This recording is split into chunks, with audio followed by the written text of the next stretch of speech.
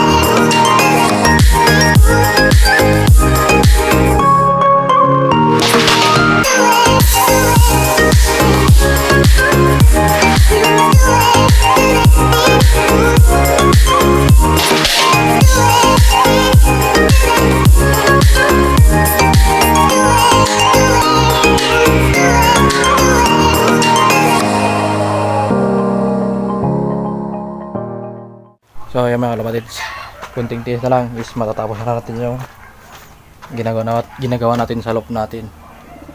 Yan. So binaklas ko muna yung mga apakan ng ibon natin yan.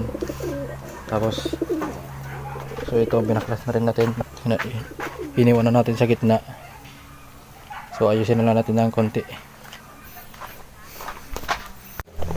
So ayan mga kapatids, so nandito tayo sa loob ng ginawa natin kulungan ng manok.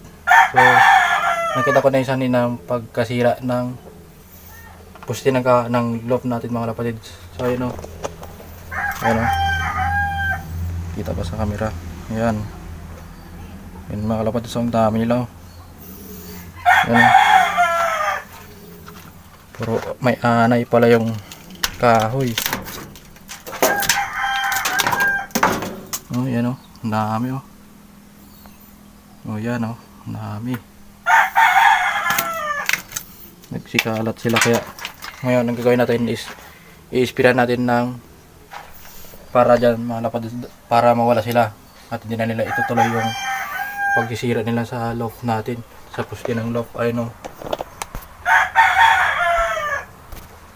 ayan mga kapatids, pakita ko lang sa inyo yung damage niya. Yan o, kaya hindi na natin pwedeng akitin niya yung buwong ng loft natin kasi yan o, nasira na yung poste, baka bibigay yung pinagkapitan ng kahoy, kaya hindi na natin siya pwedeng akitin. Yan, so mag-spray muna tayo mga kapatids. Mag-spray tayo ng para sa kahoy para hindi nila ituloy yung mga binabalak nila sa loob natin. So ito yung i-spray natin mga kapatids. Bali na timpla na siya. Yan o, hindi yan gatas mga kapatids. Ito ay gamot para sa kahoy, para hindi akitin ng anay or bukbok mga kapatids. So mag-spray na tayo mga kapatids.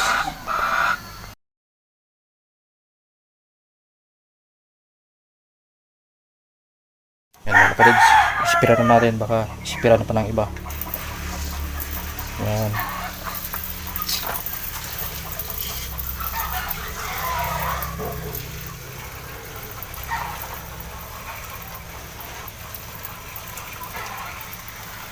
Yan mga kapatids, inispira na natin.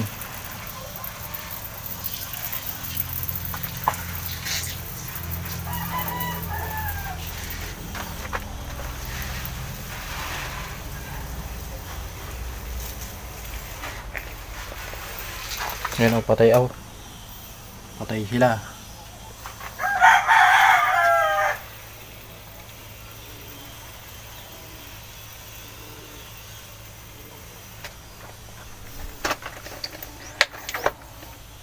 So ayan mga kapatids, so pati dito sa loob i-spian ko na rin para nakasafety tayo. Ayun o, ayan, para hindi sirain ng anay or yung amag o yung bukbok. Yan o, sinisira kasi o, sinisira kasi ng bukbok.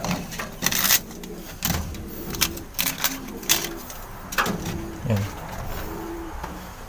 So bali tapos na siya mga kapatids. So ikagapit na lang natin yung mga parts dito, yung B parts saka box parts, mga ganun mga kapatids yung ikagapit natin dito. So yan mga kapatids, so tapos na siya, konting ayos na lang. Yan. So dito yung mas grabe oh, talagang kinain ng anay yung isang puste na yan. Yan. So konti ayos na lang mga kapatids, is pwede na natin ikawarga yung manok dyan. So yan mga kapatids, so dito ko muna siguro tatapusin yung video na to. So like and share, subscribe. Ingat.